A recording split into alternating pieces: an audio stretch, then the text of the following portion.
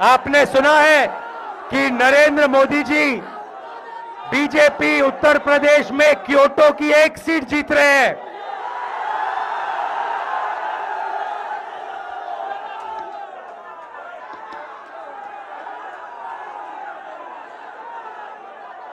भाइयों और बहनों, लड़ाई इस कॉन्स्टिट्यूशन की है, संविधान की लड़ाई है।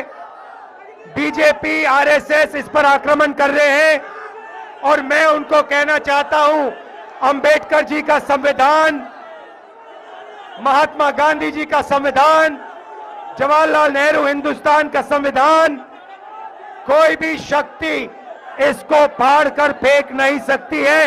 ये जनता का संविधान है।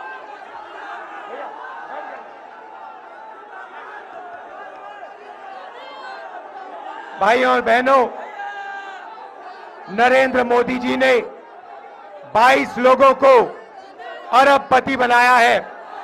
सारा का सारा फायदा उन्होंने 22 लोगों को दिलवाया।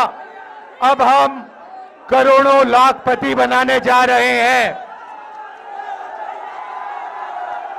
करोड़ों लाखपति हिंदुस्तान के सारे गरीब लोगों की लिस्ट बनेगी। नाम क्या आपका? हाँ,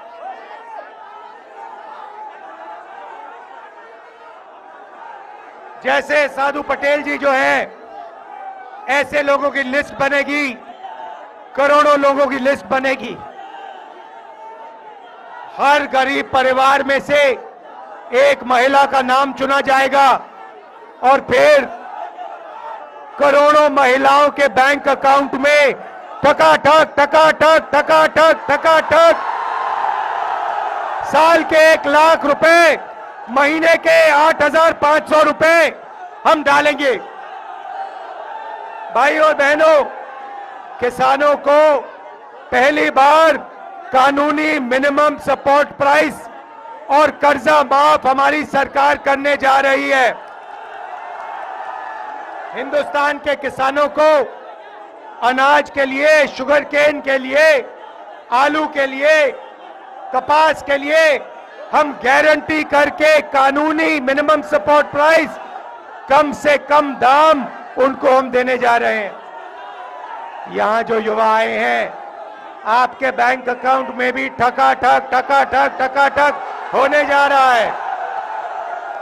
8,500 रुपए बेरोजगार ग्रेजुएट्स, कॉलेज यूनिवर्सिटी ग्रेजुएट्स के बैंक अकाउंट में साल का 1 लाख रुपए और बेहतरीन ट्रेनिंग आपको हम देने जा रहे हैं। भाइयों और बहनों, हिंदुस्तान की अर्थव्यवस्था को नरेंद्र मोदी ने खत्म किया।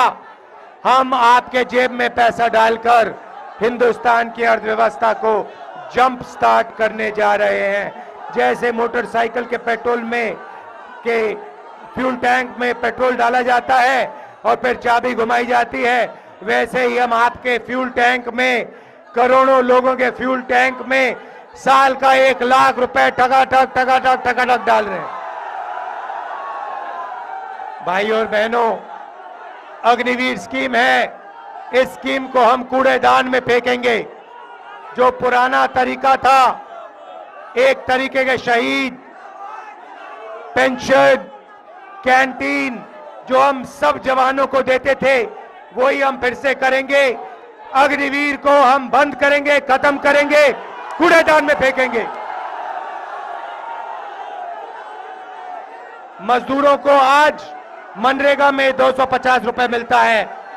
हम मजदूरों को 400 रुपए मनरेगा में और आशा और आंगनवाड़ी महिलाओं को दुगनी आमदनी देने जा रहे हैं। भाइयों और बहनों, समाजवादी पार्टी और कांग्रेस पार्टी की पार्टनरशिप है। यहां पे हमारे हजारों बब्बर शेर कार्यकर्ता आए हैं। मैं आपको कहना चाहता हूं, अब आप बीजेपी आरएसएस के कार्यकर्ताओं के सामने खड़े हो जाओ, पोलिंग बूथ में खड़े हो जाओ और यहां के प्रत्याशी को 5 लाख वोटों से जिताओ। मैं आप सबका दिल से धन्यवाद करता हूं। दिल से धन्यवाद करता हूं, आप इतनी गर्मी में आए, बहुत बहुत धन्यवाद। नमस्कार, जय हिंद।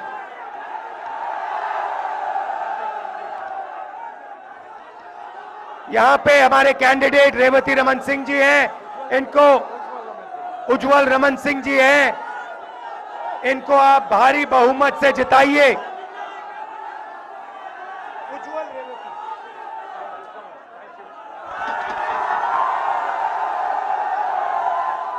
नरेंद्र मोदी जी को क्योटो पहुंचाना है, क्योटो। मंच पर मैं अपने तमाम साथियों से निवेदन करूंगा कि हम लोग अपनी बात आपके बीच में रखने आए हैं। मैं जानता हूं कि आपका उत्साह बढ़ा है, जोश बढ़ा है, लेकिन ये उत्साह और जोश हमें अपनी वोट डालने की तारीख तक के लिए रखना है। इसलिए मंच पर बैठे हुए यहां के बहुत ही पुराने नेता, पूर्व राज्यसभा में सांसद रहे कुंवर रेवती रमन सिंह जी, पार्टी के कांग्रेस पार्टी के प्रत्याशी और इंडिया गठबंधन के प्रत्याशी नौजवान साथी उज्जवल रमन जी, प्रमोद तिवारी जी, प्रदीप मिश्र जी, अरुण तिवारी जी, नरेंद्र सिंह जी, महफूज खां साहब, हमारी पार्टी के विधायक संदीप पटेल जी, समाजवादी पार्टी के जिलाध्यक्ष और हमारे समाजवादी पार्टी के सभी संगठन के पदाधिकारी, कांग्रेस पार्टी के सभी पदाधिकारी, और इस चुनावी जनसभा में आपसे मिलने के लिए, आपसे मदद के लिए, सहयोग मांगने के लिए कांग्रेस पार्टी के नेता राहुल गांधी जी और हम सब मिलकर के आपसे मदद और सहयोग मांगने आए हैं। अभी हम लोग फूलपुर लोकसभा से लौट करके आए हैं। जैसा यहां जोश देखने को मिल रहा है, वैसा ही जोश उत्साह फूलपुर में था, और इस इलाके में ये पहली बार उत्साह नहीं दिखाई दे रहा है। मुझे याद है जब मैं पिछले चुनाव में आपके बीच में आया था, आज तो मैं आपसे बोल भी पा रहा हूं। उस समय जब आया था तो आपसे अपनी बात भी नहीं रख पाए थे, लेकिन उसके बावजूद भी आपने समाजवादी पार्टी को एक एक वोट दिया था, और हमारी पार्टी के जहां संदीप पटेल जीते थे, वहीं हमारे कुछ साथी थोड़े वोटों से रह गए थे। ये चुनाव कोई सामान्य चुनाव नहीं है। ये चुनाव सामान्य चुनाव नहीं है 2024 का। ये चुनाव लोकतंत्र बचाने का है। जिस तरीके से संविधान मंथन हुआ था, उसी तरीके से इस बार संविधान मंथन होने जा रहा है। एक तरफ वो लोग हैं जो संविधान को खत्म करना चाहते हैं, दूसरी तरफ हम और आप लोग हैं जो संविधान को बचाना चाहते हैं। बताओ, संविधान बचाओगे? यहां पर जो हमारा किसान खड़ा है, जानता होगा उसकी आय दोगुनी नहीं हुई।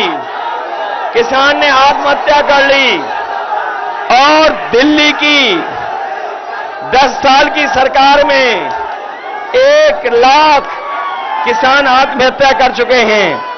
इन्होंने किसानों की आवाज दबाने के लिए न जाने क्या क्या किया। पुलिस प्रशासन और आंदोलन को समय समय दबाने का काम किया। लेकिन किसानों का आंदोलन रुका नहीं। आने वाले समय में जहां किसानों की मदद होने जा रही है, उनके कर्ज के लिए व्यवस्था की जा रही है, वहीं उनकी खुशहाली के लिए फसल की एमएसपी देने के लिए भी कानूनी अधिकार बनाने जा रहे हैं। ये बीजेपी वाले हमारी जान, हमारी आपकी जान के और संविधान के पीछे पड़े हैं। ये बीजेपी वाले वैक्सीन लगवा के हमारी आपके जान के और संविधान के पीछे पड़े हैं। संविधान बचेगा तो हमें नौकरी मिलेगी, संविधान बचेगा तो पीड़ित परिवार का सम्मान बढ़ेगा, संविधान बचेगा तो रोजगार आएंगे।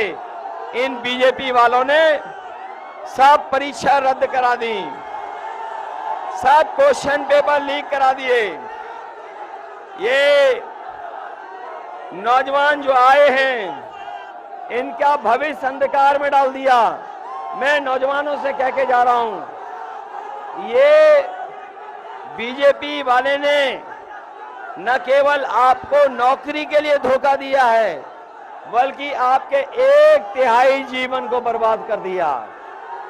हम आपको भरोसा दिला के जा रहे हैं, नौकरी के साथ साथ सम्मान का रोजगार मिलेगा। और जो इन्होंने अग्निवीर व्यवस्था लाई है, अग्निवीर व्यवस्था हमेशा हमेशा के लिए खत्म हो जाएगी। जैसे पक्की नौकरी, जैसे हमारा नौजवान पहले पक्की वर्दी पहनता था, वैसे ही पक्की नौकरी फौज में दिलाने का काम इंडिया गठबंधन करेगा। इसलिए पीडीए एनडीए को हराएगा। इनकी बातें झूठी निकली, वादे झूठे निकले, इन्होंने हर एक वर्ग को ठगा है। इसलिए हम आपसे अपील करना चाहते हैं, आप सबसे अपील करना चाहते हैं कि उज्जवल रमन इनकी मदद करना, मदद करोगे इनके, सब लोग मिलकर के जिताओगे, अपना बूथ जिताओगे, अपने बूथ पे जाने के लिए घबरा तो नहीं जाओगे, बूथ पे जाकर के वोट डालेंगे। इनका चुनाव चिन्ह तो जानते हैं,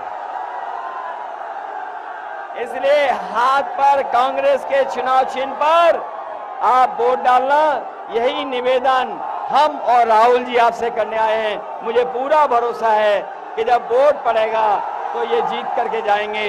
4 चरणों में बीजेपी चारों खाने चित हो चुकी है, उनका सफाया हो चुका है, जनता का गुस्सा बढ़ता चला जा रहा है। 7वें चरण तक जनता का गुस्सा 7वें आसान पे होगा और भारतीय जनता पार्टी को हटाने का काम करेंगे।